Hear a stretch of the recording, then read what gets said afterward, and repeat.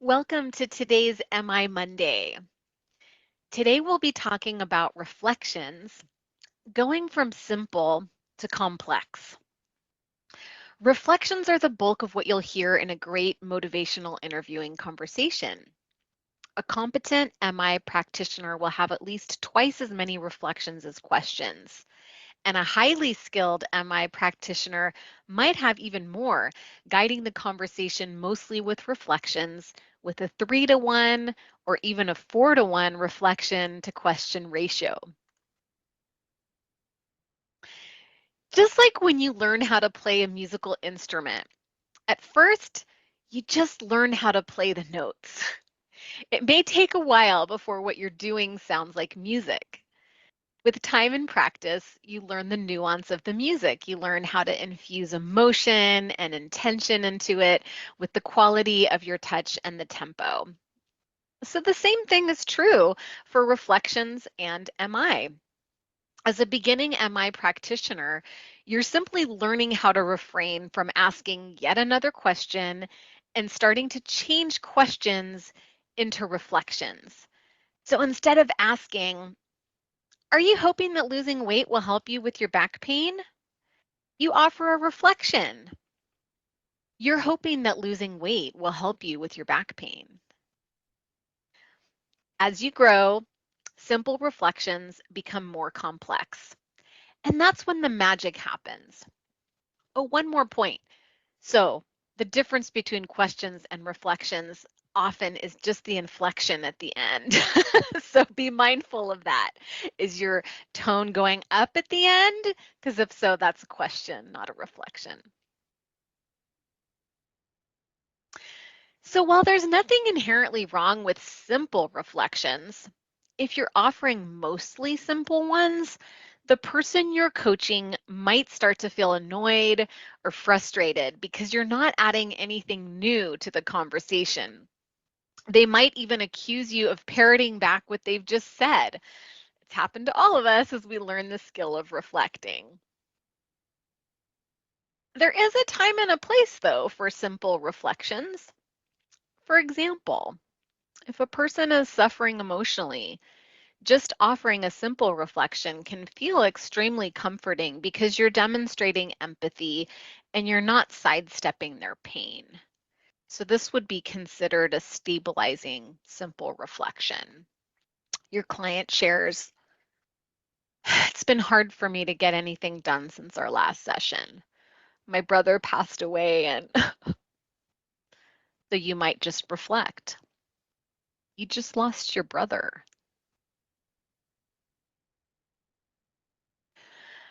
Another time it could be helpful to offer just a simple reflection is if a person shares something particularly poignant that you just want to emphasize. Client says, I still enjoy smoking. It's a relaxing part of the day for me where I feel at peace and content. The thing is, lately I'm coughing more, and the other day I was so out of breath just going up the stairs. You might reflect just that back. So out of breath. A simple reflection could also be useful or powerful when used strategically to highlight change talk in a sea of sustained talk, particularly if a person is a real talker. Maybe they're just giving you an avalanche of sustained talk, but you heard one or two golden nuggets in there, and when they pause to take a breath, you can just emphatically repeat those couple of words to see how that might change the course of the conversation. Here's an example. The client says, I just love to smoke at the casino. I can't imagine not having a cigarette in my hand while I play the slots. It really just feels like an extension of me and I enjoy it so much. I've been doing it forever and it goes so well with a cocktail, which is another thing I can't even imagine giving up. My fun, happy place is the casino, and a drink and a smoke and the excitement of the slots is what I really look forward to. Oh, and I get my cartons there for cheap too because the price keeps going up and it's crazy, but thank God I can get my menthols there. So you might just quickly interject, the price keeps going up. Generally speaking, though, with motivational interviewing, the majority of our reflections should be more complex than simple. As we become more comfortable with reflecting, the notes turn into music. We have intention behind our reflections. We're thinking about what our reflection is shining the light on. Remember the motivational and motivational interviewing. Here are some tools that can help you in creating more complex reflections. So think about the underlying emotions and desire behind what the person is sharing with you and reflect that back. Be aware of what you're shining the light on. And if it's sustained talk, be ready to switch back to highlighting change talk after a bit. You're feeling, you're wanting, you're feeling sustained talk, and what you really want is change talk. Listen for ambivalence to create a double-sided reflection, always ending with the change talk in hopes that will change the course of the conversation. You're struggling with finding the energy to exercise, and yet you recognize that moving more will actually help you feel more energized. You can also get creative with similes and metaphors. These tend to stick with the person you're working with, engage that creative part of their brain, and it can turn into a theme in the whole conversation. You're like Goldilocks, really trying to figure out what's going to fit into your lifestyle. Here's another example. You're hoping that this medication is going to be the key that can release the shackles of nicotine addiction. One more thing to consider in the world of motivational interviewing and reflections is to let your reflections land. You may be tempted to jump right into a follow-up question. Resist that urge.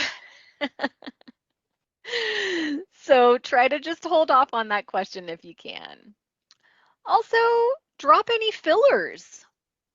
So oftentimes people will reflect by saying, sounds like, and then ending with, right? No need for that.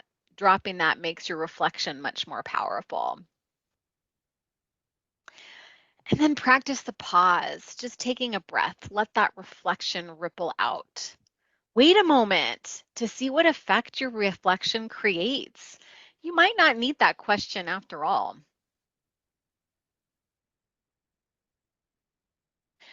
So now it's practice time. Please listen to my following statement. I'll also be posting this in the chat. For an extra challenge, try not to peek and just listen to the words. So think about what you want to highlight and why, and then take a moment to craft a complex reflection. Please share your reflection in the chat along with your intention for choosing your words. So here is the snippet. The coach asks, "What brings you to wellness coaching?" Client answers, "Well, I had these really sharp pains in the side of my head, and then they did a CT scan and everything came back normal. So I'm like, it's probably stress. I started taking my blood pressure and noticed it was really high. And then in the ER, I found out that the doctor that I had retired. So then I had to find another doctor, and she ordered some blood work.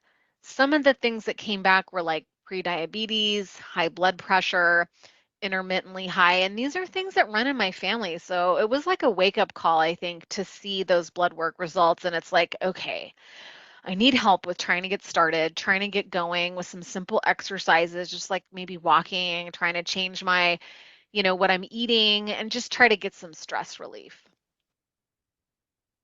All right, looking forward to hearing your reflections. Thanks so much for tuning in for MI Monday. I'll be looking forward to hearing those gorgeous complex reflections, and see you next time.